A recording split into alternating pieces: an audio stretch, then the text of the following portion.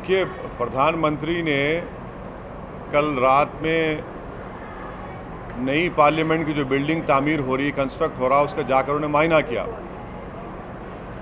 मेरा मानना यह है कि भारत के संविधान के लिहाज से हमारे मुल्क में theory of separation of powers है और सुप्रीम कोर्ट के जजमेंट के मुताबिक वो बेसिक स्ट्रक्चर का हिस्सा है संविधान के। और theory of separation of powers का मतलब ये है कि एग्जीक्यूटिव लेजिस्लेचर के काम में मदाखलत नहीं करेगा, ना जुडिशरी के, सब इंडिपेंडेंट काम करेंगे। तो प्रधानमंत्री जो है वो संविधान के लिहाज से theory of separation of powers के लिहाज से एग्जीक्यूटिव का हिस्सा हैं। अगर प्रधानमंत्री सिर्फ अकेले जाकर नई पार्लियामेंट की बिल्डिंग जो कंस्ट्रक्ट हो रही है उसका मायना करेंगे, इंस्पेक्ट करेंगे, तो मेरा मानना है वो गलत था। क्यों गलत था? क्योंकि वो theory of separation of powers के ख़िलाफ़ उनका ये स्टेप है। दूसरा, उस हाउस का जो कस्टोडियन है वो स्पीकर है, स्पीकर ऑफ लोकसभा, वो उनके साथ क्यों नहीं थे? ये ऐसी जगह नहीं है कि प्रधानमंत्री निकलकर राष्ट्रपति की रोड का मायना कर लें। प्रधानमंत्री वो कर सकते हैं, मगर जब आप पार्लियामेंट के अंदर जा रहे हैं तो पार्लियामेंट स्पीकर के तहत आता है, चाहे वो प्रधानमंत्री हो चाहे प्रेसिडेंट ऑफ इंडिया हो। वहाँ की जिम्मेदारी, वहाँ का कस्टोडियन स्पीकर है। प्रधानमंत्री अकेले क्यों गए? स्पीकर को बुलाना चाहिए था, स्पीकर उनके साथ होना चाहिए था। तो इसलिए हमने कहा कि वो theory of separation of powers के, उनका जो विजिट करना वो theory of separation of powers के ख़िलाफ़ जाता है। स्पीकर होते हैं वहाँ पर, स्पीकर को बुलाते, स्पीकर साहब उनके आने पर उनका इस्तकबाल करते। बस स्पीकर ही नहीं है तो फिर स्पीकर, पार्लियामेंट का जिम्मेदार तो स्पीकर है ना, तो स्पीकर ही नहीं है वहाँ पर। तो इसीलिए हमने कहा कि theory of separation of powers के प्रधानमंत्री का विजिट उसके खिलाफ है।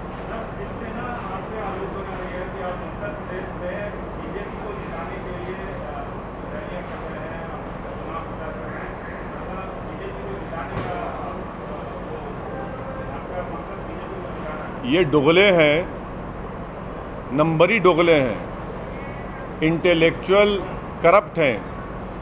इंटेलेक्चुअल डिसऑनेस्टी इन लोगों में है कि महाराष्ट्र के चुनाव में बीजेपी के डाइस से दोनों पुकार रहे थे असदुद्दीन ओवैसी के खिलाफ।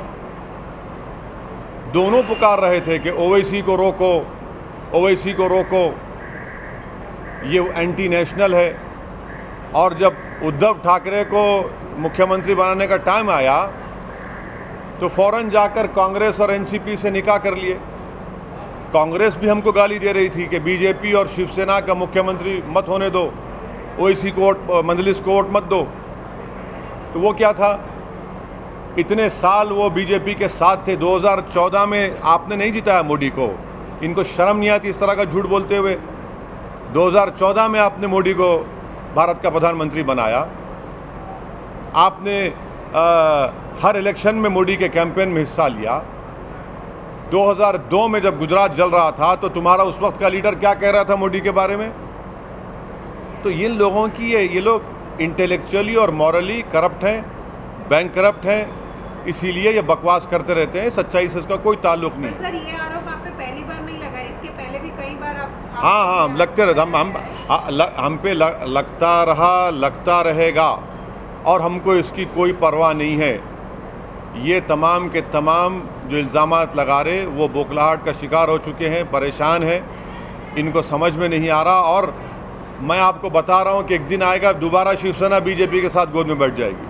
सर, आप तेलंगाना के मुसलमानों के हालात पे आज एक सेमिनार किया है और यहाँ आपको ये बात उठानी पड़ी, जिस सरकार को आप समर्थन करते आए हैं, दूसरे टर्म में सरकार को समर्थन कर रहे हैं, उस सरकार तक उसके ज्ञान में बात पहुँचाने के लिए आपको इस तरह का सेमिनार करना पड़ रहा है।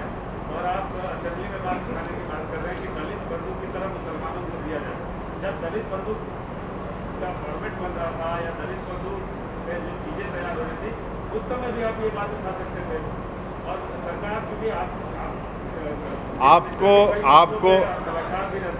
आपको मैं बता रहा हूँ कि जब चीफ मिनिस्टर ने ऑल पार्टी मीटिंग बुलाई थी दलित बंधु की स्कीम के बारे में, तो उस ऑल पार्टी मीटिंग में हमारे एमएलए ने इस दलित बंधु स्कीम का वेलकम किया और साथ में ये भी कहा कि मुसलमान और दीगर जो सेक्शंस ऑफ सोसाइटी ओबीसी के, उनको भी इस तरह की मदद करनी चाहिए। आज हमने ये सेमिनार करके ये बताया है कि तेलंगाना में पॉवर्टी की बुनियाद पर दलितों को ये स्कीम दी जा रही है। मैं जो समझता हूँ कि एक रेवोल्यूशनरी स्टेप केसीआर ने लिया तेलंगाना में, मगर मुसलमानों का तेलंगाना में पोजीशन ये है कि अर्बन एरियाज़ में 57% मुसलमानों के पास ज़ाती घर हैं, जबकि हमारे हिंदू भाइयों का 73% है। और मुसलमान जो है टोटल एम्प्लॉयज़ तेलंगाना में 7% है, आईएएस आईपीएस और उसमें सिर्फ 3% है। और पॉवर्टी जो है 9% तेलंगाना के मुसलमान जो बीपीएल हैं। तो हमने ये बताया है कि तेलंगाना में क़रीब 8,80,000 मुसलमानों के हाउस होल्ड हैं। और इकोनॉमिस्ट, सोशल साइंटिस्ट और एक्सपर्ट्स ने ये बताया है कि कम से कम मिनिमम 1% मुसलमान तेलंगाना के एब्जेक्ट पॉवर्टी में ज़िंदगी गुजारे, यानी क़रीब 9,000 हाउस होल्ड। तो हमने चीफ मिनिस्टर का वेलकम किया। सीएम ने भी कहा कि और दीगर समाज के लोगों को भी स्कीम एक्सटेंड की जाएगी। हम ये चाह रहे हैं कि अपना केस बिल्ड करें कि मुसलमान को इसी तरह स्कीम क्यों मिलना, क्योंकि ये एम्पिरिकल डेटा है। इसीलिए हमने आज ये फैसला लिया और हमारे एमएलए तेलंगाना के समय बोलेंगे तेलंगाना में 8.5 लाख मुसलमानों के घर हैं, जिसमें से मिनिमम 1% लोग जो है बीपीएल आते हैं। तो उनको अगर आप देंगे 10 लाख एक मेंबर को, तो 900 करोड़ का स्टेट के ऊपर फाइनेंशियल बर्डन होगा। जबकि खुद मिनिस्ट्री ऑफ माइनॉरिटी का बजट यहाँ पर जो पूरे देश में अगर आप देखें कहीं इतना बड़ा बजट नहीं है, 1600 करोड़ बजट है। तो हम ये भी कह रहे हैं कि चीफ मिनिस्टर उसको उस 10 लाख को आप 2 साल में दीजिए, मगर ये देना ज़रूरी है, क्योंकि गरीबी से आवाम को उठाने के लिए, उनका एक एसेट क्रिएट करने के लिए, और पूरी दुनिया में इस तरह का जो फंड ट्रांसफ़र हुआ है, ये तो एक्सपर्ट भी मानते हैं। तो हम तो वेलकम करें दलित बंधु को। और चीफ मिनिस्टर ने कहा कि दीगर सोसाइटी के, रिलीजियस के हो या ओबीसी के लोगों को भी दिया जाएगा। हम यार देना, तो इसलिए हमने अपना केस बिल्डअप किया, डेटा जमा किया, इकोनॉमिस्ट को बुलाया और उन्होंने दिया। हम तो अपनी बात रखें। लेकिन आप उसमें पुरजोर तरीके से अपनी बात नहीं रखते। जब जहाँ तक तेलंगाना सरकार की बात आती है, ये नहीं अब डाटा तो सही है, अरे इस प्रकार से बात को रखना चाहिए। आप उन पे प्रेशर नहीं डालते हैं। अरे देखिए, पूरे देश में अगर कहीं पर 60,000 मुसलमान बच्चे रेजिडेंशियल स्कूल में पढ़ रहे हैं, बच्चे और बच्चियां, बताओ कौन से देश में कौन सी स्टेट में पढ़ रहे हैं बताओ। तेलंगाना में पढ़ रहे हैं 30,000 बच्चियां रेजिडेंशियल स्कूल में फ्री ऑफ कॉस्ट पढ़ रही हैं। कौन से स्टेट में पढ़ रहे हैं बताओ। इसमें एमआईएम का कंट्रीब्यूशन नहीं है। सुनिए, माइनॉरिटी मिनिस्ट्री के बजट 1600 करोड़ रुपये है। कंट्री में कितना है? 2300 करोड़ रुपये है। अरे ये तो काम कर रहे हैं ना यहाँ पर। आपको उम्मीद है कि मुस्लिम बंधु भी लाएंगे? हम गवर्नमेंट से रेकमेंड करेंगे, गवर्नमेंट को रिप्रेजेंट करेंगे, हम डेटा के साथ बात करेंगे ना, एम्पिरिकल डेटा देंगे और सरकार उसको देखेगी। जब बैकवर्डनेस, पॉवर्टी, ज़मीन, रूरल एरियाज़ में कितने मुसलमानों के पास कितनी ज़मीन है, 57% अर्बन एरिया में मुसलमान ज़ाती घर में रहते हैं। तो ये सब डेटा है, जमा किए हम गवर्नमेंट को देंगे, कंपेलिंग केस हम बनाएंगे ताकि सरकार इस पर गौर करे, उसको एक्सेप्ट करे। सर 2000 करोड़ जब एक असेंबली कॉन्स्टिट्यूंसी को अलॉट किया जा रहा है, 2000 करोड़ किसको? एक कॉन्स्टिट्यूंसी में अलॉट हो रहा है और वो पॉलिटिकल, हाँ बिल्कुल। नहीं, देखिए, जहाँ तक केसीआर का मामला है, केसीआर के दिमाग में आप कोई बात बिठा दो, उसको पूरा कर दे।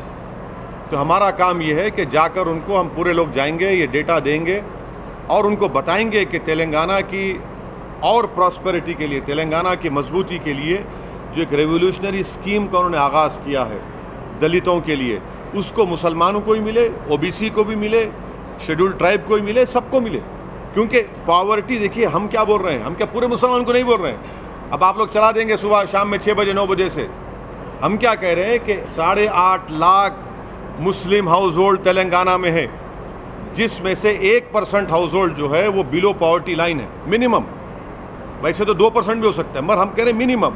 और उसके लिए आप 900 करोड़ रुपए दो, 1600 करोड़ तो बजट है, अगर आप 1 साल में नहीं दे सकते 2 साल में दीजिए, मगर हम ये चाह रहे हैं कि बेनिफिट सबको मिले और मिलना भी चाहिए।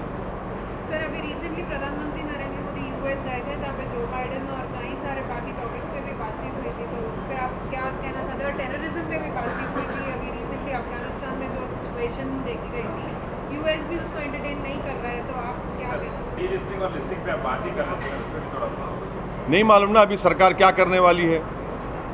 सरकार बता ही नहीं रही है ना, क्योंकि सैंक्शन कमेटी की चेयरमैन भारत है, तो ये सरकार को बताना चाहिए कि तालिबान को डीलिस्ट करेंगे या उनको टेररिस्ट ही रखेंगे। अमेरिका तो चाह रहा है कि उनके ट्रैवल रेस्ट्रिक्शंस में और ईज पैदा हो जाए, अमेरिका तो चाह रहा है। अब ये सरकार को बताना चाहिए। अभी देखिए, अभी आज का जो सेमिनार था वो मुस्लिम्स ऑफ तेलंगाना में दलित बंधु स्कीम के लाइन के ऊपर मुसलमान को भी, जो मुसलमानों में जो बिलो पॉवर्टी लाइन के 1% हाउस होल्ड है, मिनिमम 1% है, उनके लिए हमने सेमिनार किया। ये चीज़ को हम असेंबली में हमारे एमएलएज उठाएंगे, हम लोग जाके सीएम से मिलेंगे और उनसे बात भी करेंगे। सर आप हर बार फार्म लॉज पे अगेंस्ट खड़े हैं, फार्म लॉज के, और आज भारत बंद अनाउंस किया गया है, तो उस पर आप हाँ, भारत बंद में है, भारत बंद हो रहा है। करते हैं हाँ, भारत बंद बिल्कुल कर रहे हैं, हमारे लोग कर रहे हैं, इसमें क्या बात है, बुरी बात क्या है, बिल्कुल हो रहा। अच्छा सर, आखिरी सवाल, उत्तर प्रदेश आप बहुत कल में 2 दिन का दौरा था, तो अभी जो कल के दौरे के बाद आपको ज़मीनी हकीकत क्या दिख रही है, ग्राउंड रियलिटी वहाँ पर क्या दिख रहा है? नहीं, ग्राउंड के ज़मीन पर तो एमआईएम का जोर है अच्छा खासा। हर जगह जहाँ हम जा रहे हैं आवाम बेलौस तरीक़े से निकल कर आ रही है, बड़ी बड़ी हज़ारों की तादाद में आ रही है। अब हमारे लिए ऑब्जेक्टिव और चैलेंज ये है कि उसको वोट में कन्वर्ट करना, तो वो हम उसकी कोशिश कर रहे हैं। कैंडिडेट्स की स्क्रीनिंग वगैरह शुरू कर दी है सर? अरे हर काम आपके सामने क्यों बोलेंगे, जितना बोलना है उतना बोलेंगे, जितना नहीं बोलना है नहीं बोलेंगे। सर मौर्य जी भी अब्बा जान के बारे में कमेंट्स, हाँ, मौर्य जी से भी जब पूछा गया था अब्बा जान के बारे में कमेंट्स, वो भी मना कर रहे थे, तो आप मतलब उसी अब्बा जान की कौन पॉलिटिक्स की राय कौन जो मौर्य डिप्यूटी चीफ मिनिस्टर क्या बोले? वो बोल रहे कि नहीं अब्बा जान मतलब उस बात पे नहीं, हम तो विकास पे लड़ेंगे चुनाव। कौन सा विकास पे लड़ेंगे? 33 लाख यूपी के नौजवान बेरोज़गार हैं, अनएम्प्लॉयमेंट पोर्टल पे उनका नाम है। मैं इलाहाबाद से लखनऊ गाड़ी में आया, कौन सा विकास है? रोड पे खड्डे हैं और हर जगह, हर 20 कदम की रोड पर आप देखेंगे गाड़ी चल ही नहीं सकती, क्योंकि पूरा कैटल बैठा हुआ है। कौन सा विकास की बात कर रहे हैं आप, जहाँ पर 75 में से 51 ज़िलों में बच्चों की पैदाइश जो होती है स्टंटिंग होती है? कौन से विकास की बात कर रहे हैं कि 9 लाख अगर भारत में एक्यूट मेल नरिश चिल्ड्रन है तो 4 लाख यूपी में है? कौन से विकास की बात कर रहे हैं कि गंगा के ऊपर लाशें तीर रही थी कोविड के सेकेंड वेव में? कौन सा विकास के कानपुर में 75 टन ऑक्सीजन की ज़रूरत थी तो आपने खाली 17-18 टन दिए? कौन से विकास की बात कर रहे हैं जहाँ पर मज़हब के नाम पर मॉब लिंच किया जाता है? तो कोई विकास नहीं है वहाँ पर। ठीक है सर, थैंक यू।